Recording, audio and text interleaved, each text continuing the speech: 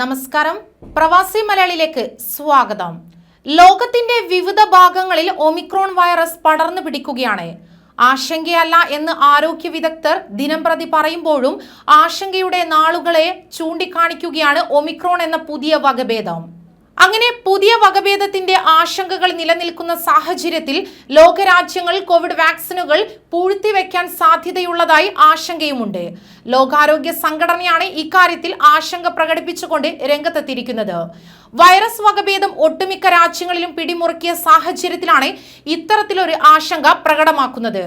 പ്രതിരോധ നടപടികൾക്ക് പോലും തടസ്സം നിൽക്കുന്ന ഈ സ്ഥിതിവിശേഷം ഇതിലൂടെ ഉടലെടുക്കുമെന്നാണ് ലോകാരോഗ്യ സംഘടന ചൂണ്ടിക്കാണിക്കുന്നത്. വിവിധ രാജ്യങ്ങളിൽ ഒമിക്രോൺ വകഭേദം തുടർചലനങ്ങൾ സൃഷ്ടിക്കവെയാണ് ലോകാരോഗ്യ സംഘടന രംഗത്തെത്തിയിരിക്കുന്നത്. രാജ്യങ്ങൾ കോവിഡ് വാക്സിനുകൾ പൂഴ്ത്തിവെക്കാൻ സാധ്യതയുള്ളതായിട്ടാണ് അവർ മുന്നറിയിപ്പ് നൽകിയിരിക്കുന്നത്.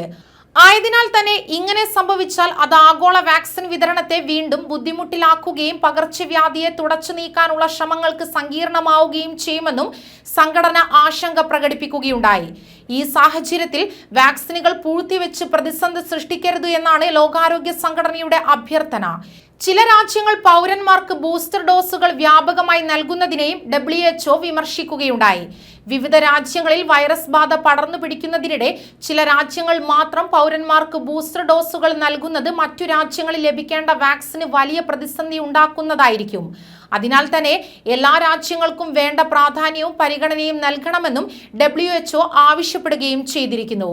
ചില രാജ്യങ്ങളിൽ പൗരന്മാർക്ക് ബൂസ്റ്റർ ഡോസുകൾ അധികമായി നൽകുന്നതായി ശ്രദ്ധയിൽപ്പെട്ടിട്ടുണ്ട്.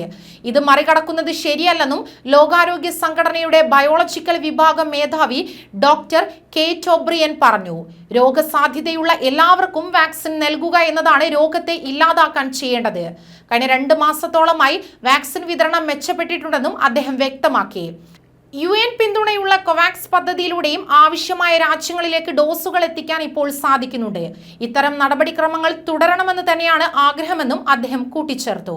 കൂടുതൽ വാർത്തകൾക്കായി ഈ ചാനൽ സബ്സ്ക്രൈബ് ചെയ്യുക.